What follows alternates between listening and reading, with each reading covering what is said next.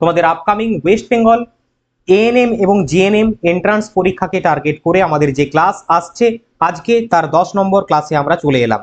এই ক্লাসের মাধ্যমে আমরা তোমাদের সিলেবাসের যে জিকে বা জেনারেল নলেজ রয়েছে তার উপরে বাছাই করা সেরার সেরা এমসিকিউ উইথ এক্সপ্লেনেশন সহযোগে ক্লাসটিকে আমরা ডিল করব। তো অবশ্যই প্রত্যেকে ক্লাসটা প্রথম থেকে শেষ অবধি ওয়াচ করবে। তো চলো আজকের ক্লাস আমরা শুরু করি। প্রথম প্রশ্ন কি বলছে দেখো।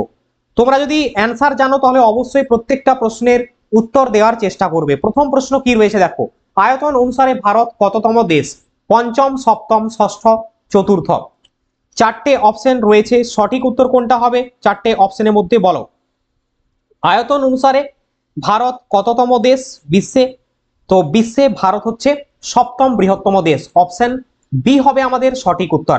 পৃথিবীতে সব থেকে বৃহত্তম দেশ কোন দেশ যদি বলা হয় তাহলে উত্তরটি হবে রাশিয়া। ওকে, আর আমাদের ভারতের র্যাঙ্ক হচ্ছে সপ্তম। এরপর আমরা ভারত থেকে বেশ কিছু পয়েন্ট দেখবো যেগুলো তোমাদের আসতে পারে। দেখো, ভারতের আয়তন পৃথিবীর মোট আয়তনের সাপেক্ষে কত? 2.42%। কত? 2.42%। এই পয়েন্টটাও পরীক্ষাতে আসতে পারে। মোট ল্যান্ড এরিয়া কত আমাদের? 32,87,263 বর্গ কিলোমিটার। ভারতে এই মুহূর্তে মোট 28টি রাজ্য এবং 8টি কেন্দ্রশাসিত অঞ্চল রয়েছে।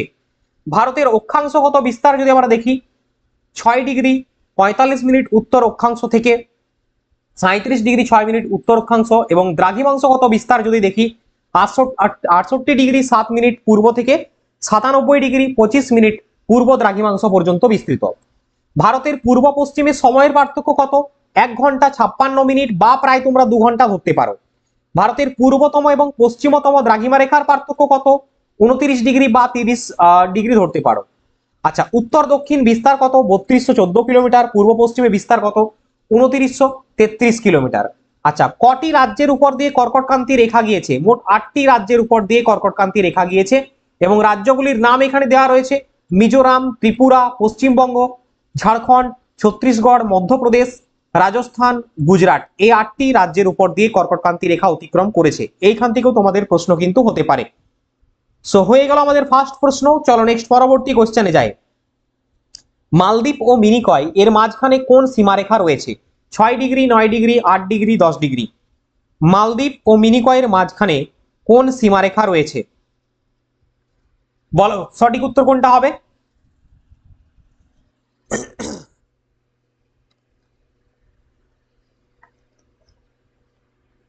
সঠিক উত্তরটি হয়ে যাবে তোমাদের অপশন সি, 8 ডিগ্রি রয়েছে মালদ্বীপ এবং মিনিকয়ের মাঝখানে 8 ডিগ্রি চ্যানেল রয়েছে। দেখো, এখান থেকে তোমাদের যে টাইপের প্রশ্নগুলো আসতে পারে, যেরকম 6 ডিগ্রি চ্যানেল কার কার মাঝে রয়েছে? নিকোবর এবং ইন্দোনেশিয়ার মাঝখানে রয়েছে।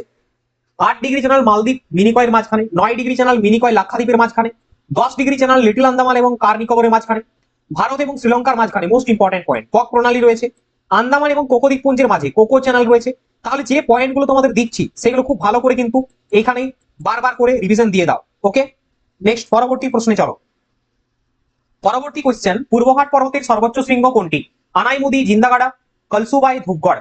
পূর্বঘাট পর্বতের সর্বোচ্চ শৃঙ্গ আনাইমুদি, জিন্দাগাড়া, কলসুবাই, ধূপগড়।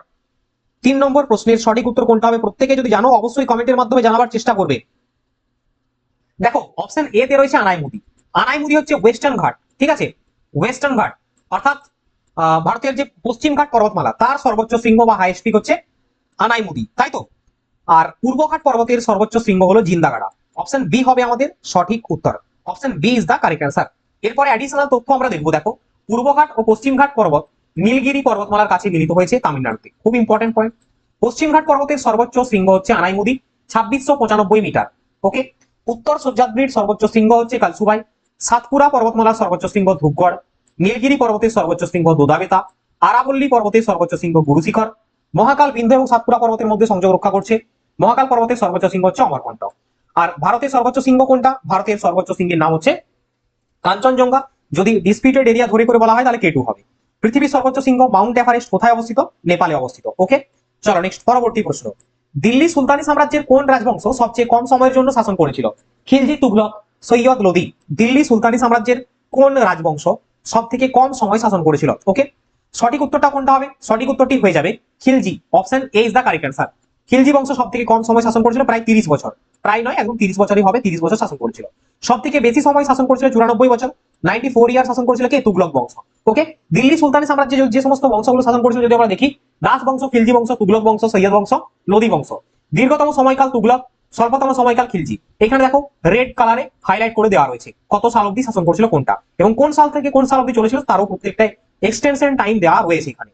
নেক্সট পরবর্তী প্রশ্নে যাব, কোশ্চেন নাম্বার 5। ভারতের শেষ মুঘল সম্রাট কে ছিলেন? ফারুক সিয়ার, দ্বিতীয় বাহাদুর শাহ, দ্বিতীয় আকবর শাহ, দ্বিতীয় শাহ আলম।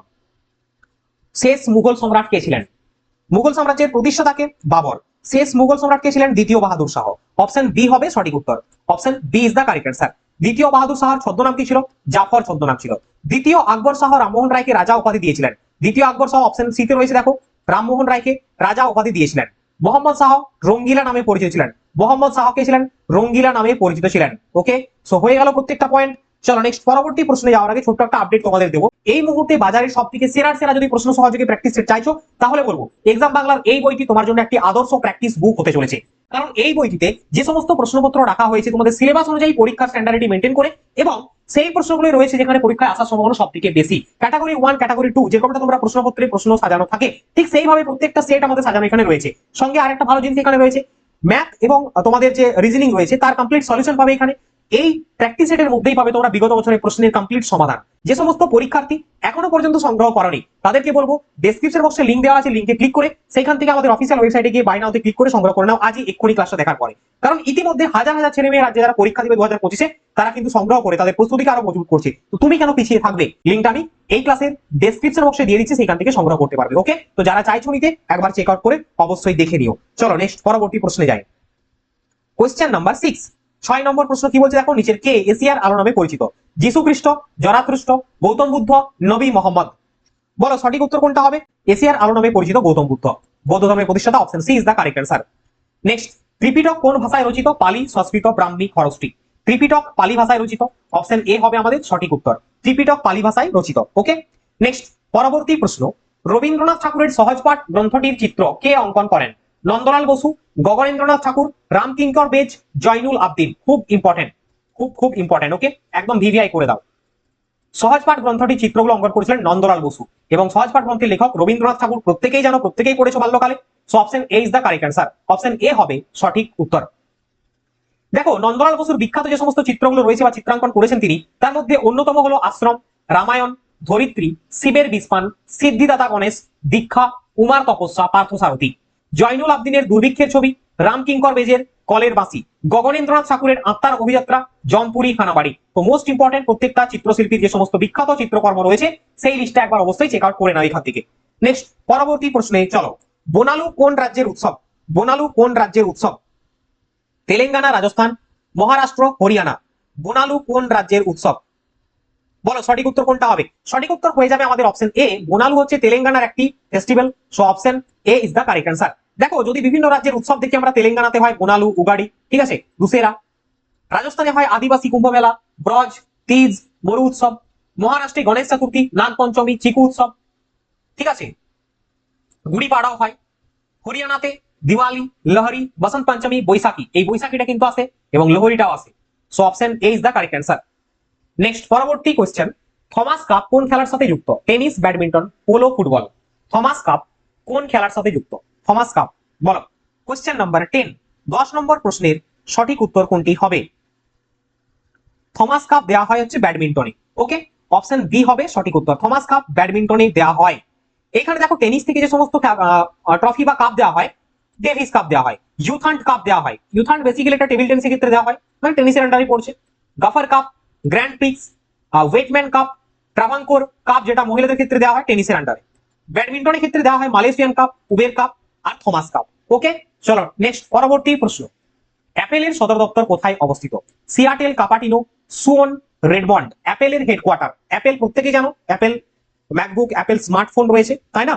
সঠিক উত্তরটা হবে Cupertino, option B is the correct answer, অ্যাপেলের হেডকোয়ার্টার।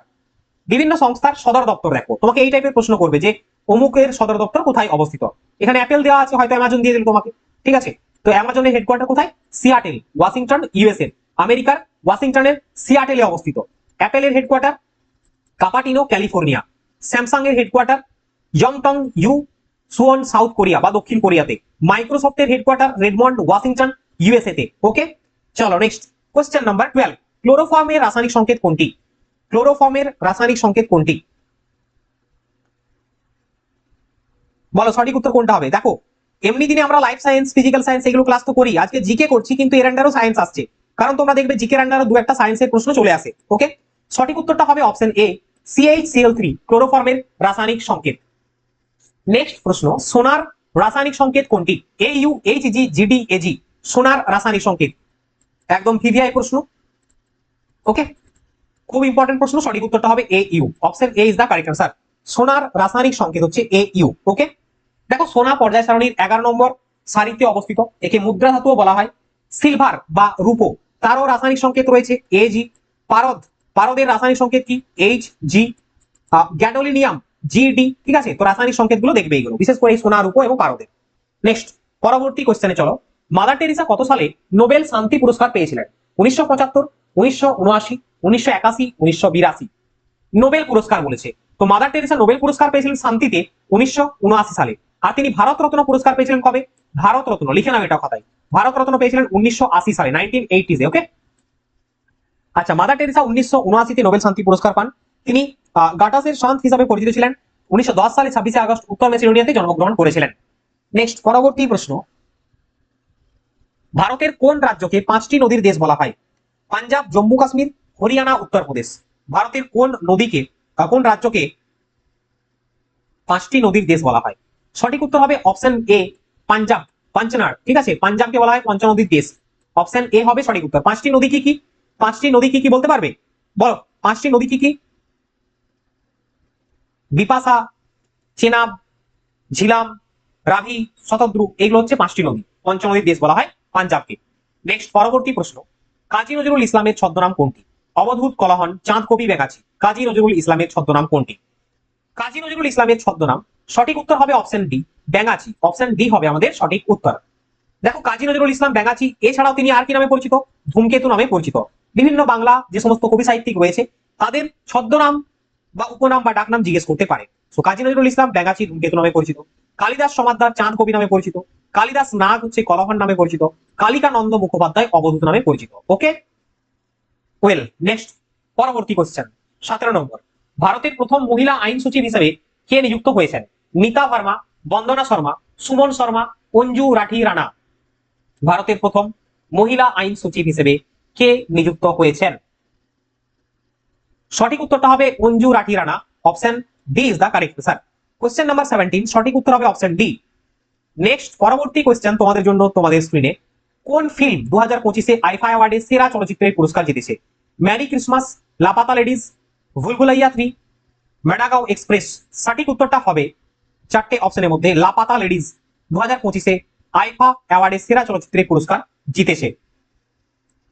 ওকে, নেক্সট পরবর্তী কোশ্চেন, 2025 সালের প্রজাতন্ত্র দিবসে প্রধান অতিথি কে ছিলেন? Emmanuel Macron, Sheikh Hasina, Rishi Sunak, Prabowo Subianto. সঠিক উত্তরটি হবে Prabowo Subianto, option D is the correct answer. 2025 সালের প্রজাতন্ত্র দিবসে প্রধান অতিথি ছিলেন কে? প্রবোধ সুবান্ত। এবং 26 জানুয়ারি প্রতি বছর প্রজাতন্ত্র দিবস পালিত হয়। Okay, so dear student and aspirant, আজকের ক্লাসে আমাদের এই ছিল জিকের উপরে তোমাদের এএনএম এবং জিএনএম পরীক্ষার জন্য বাছাই করা সেরা প্রশ্নপত্র। আশা করবো ক্লাস প্রত্যেকের ভালো লেগেছে। যদি ভালো লাগে লাইক শেয়ার তো করবেই। যারা এখনো বইটা নাওনি তাদেরকে বলবো এক্ষুনি ক্লাসটা দেখার পরে অনলাইনের থ্রু দিয়ে বাড়িতে বসে সংগ্রহ করে নাও, লিঙ্কটা ডিসক্রিপশনে দেওয়া আছে, আর কুপন কোড এটা অ্যাপ্লাই করে দেবে। ঠিক আছে, সব থেকে বেশি ডিসকাউন্টের জন্য। আর আমাদের হোয়াটসঅ্যাপ গ্রুপ রয়েছে এএনএম এবং জিএনএম পরীক্ষার্থীদের জন্য, সম্পূর্ণ ফ্রি ক্লাস আপডেট, বিভিন্ন স্টাডি ম্যাটেরিয়াল, পরীক্ষা সংক্রান্ত আপডেট, সমস্ত কিছু পাওয়ার জন্য। তো অবশ্যই সেটাতেও যুক্ত হয়ে যাও, লিঙ্ক ডিসক্রিপশন বক্সে দেওয়া আছে।